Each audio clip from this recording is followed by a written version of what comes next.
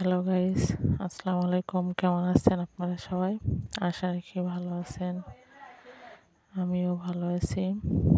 এই যে আজকে দেখেন রোজা রমজানের দিন আসলে বাড়ির বউদের বসে থেকে চলে না। যদিও আমি আজকে আমার বাড়িতে নেই, বাবার বাড়িতে চলে আসছি। তো এখানে এসে আর কি আমরা বংশগতভাবে একটু ভাজা পোড়া পছন্দ করি। তারপরে তো আবার রমজান মাসে ইফতারের সময় আসলে মনে হয় ভাজা পোড়া পেঁয়াজু বেগুনি চপ এগুলো না হলে চলেই না। সো এই জন্য আমি কী করলাম, পেঁয়াজুর জন্য ভাবে আগে থেকেই ডাল বেটে রেখেছিলাম। আমি আবার একটু আরও টেস্ট বাড়ানোর জন্য আমার আবার এর মধ্যে একটু লাউয়ের পাতা দিলে বেশি মজা লাগে, ওই জন্য লাউয়ের পাতা নিয়ে এসে লাউয়ের পাতা মিক্সড করে বড়ার জন্য রেডি করে রাখলাম, যাতে বড়াগুলো একটু নরমও হয় আবার মুচমুচেও হয়। তার মধ্যে আবার একটু চালের গুঁড়া দিয়ে দিলাম। চালের গুঁড়া দিলে আর কি আমি প্রত্যেকটা বড়ার মধ্যে চালের গুঁড়া দেওয়ার চেষ্টা করি। চালের গুঁড়া দিলে বড়াটা অনেক মুচমুচে হয়।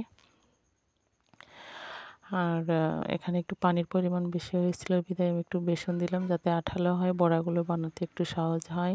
এই জন্য বেগুনের ভাবে আবার ওইদিকে করতেছিল। আপনার হচ্ছে মাটির কড়াইয়ে তেল দিয়ে হচ্ছে বড়া কয়টা ভেজে নিল, যেহেতু অল্প মানুষ। আমি এদিকে আবার কী করলাম, বেগুনের জন্যে বেসন গুলিয়ে নিলাম, যাতে হচ্ছে মানে কাজটা একটু তাড়াতাড়ি এগোয়। ভাবি চুলার পরে বসে রান্না করতেছিল আর আমি এগুলো রেডি করে দিচ্ছিলাম। সো এই জন্য আমি আবার হচ্ছে একটু জিরের গুঁড়ো ধনের গুঁড়ো বেশি খাই, যাতে হচ্ছে আপনার বেগুনিতে হচ্ছে ফ্লেভারটা জিরের গুঁড়োর বেশি আসে।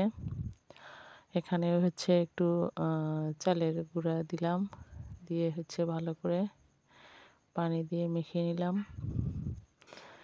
তার রমজান বলতে আসলে আপনারা যতই বলি যে আসলে ভাজা পোড়া খেলে গ্যাসের প্রবলেম হয় অনেকের, পেটের সমস্যা এসে নানান যতই হোক না কেন, কিন্তু রমজানে ইফতারের সময় আসলে এগুলো না হলে চলেই না, ভালোও লাগে না। ওই জন্য দেখা যাচ্ছে যে মুখরোচক জিনিসগুলোই আমরা খেয়ে থাকি। এদিকে আবার হচ্ছে আমার ভাতিজা চপ খাবে বলে জেদ ধরেছে, সেজন্য আমি আবার পেঁয়াজ আগে থেকে ভেজে রেখেছিলাম, পেঁয়াজ মরিচ তার সাথে একটু ধনেপাতা মিক্সড করলাম, কারণ ধনেপাতা দিলে আমার সবসময় চপ বা বলেন বেগুনি বলেন, সরি বেগুনি না বড়া বলেন, সব কিছুই ভালো লাগে। এই জন্যই ধনের পাতাগুলো হচ্ছে দিলাম, দিয়ে ভালোভাবে আমার ফুপু আবার আলুটা আগেই ম্যাশ করে রেখেছিল। তা আমি হচ্ছে মরিচ ধনেপাতা পেঁয়াজ সব একসাথে মিক্সড করে নিলাম। যদিও আমার চপটা একটু কমই ভালো হয়, তো আজকে আলহামদুলিল্লাহ অনেক ভালোই হয়েছিল। তো এগুলো আমি ভালো করে মিক্সড করে নিয়ে হাতে আবার তেল মিক্সড করে নিলাম, নিয়ে আস্তে আস্তে আর কি চপগুলো বানালাম। যদিও দোকানের মতো হবে না, তারপরেও আসলে স্বাস্থ্যের কথা চিন্তা করে বাড়িতেই আর কি বানানো হয়। কারণ হচ্ছে যেগুলো দোকানে বানানো হয় ওগুলোতে আসলে পোড়া তেল ইউজ করে, বা অনেক সোডা বলেন, তারপরে হচ্ছে সাল্টু এসে অনেক কিছু ইউজ করে। তো বাড়িতে আসলে তো পিওর, যদিও তেলে ভাজা তারপরেও আসলে ভালোই লাগে। সো আজকের মতো বিদায়, ভালো থাকবেন সবাই।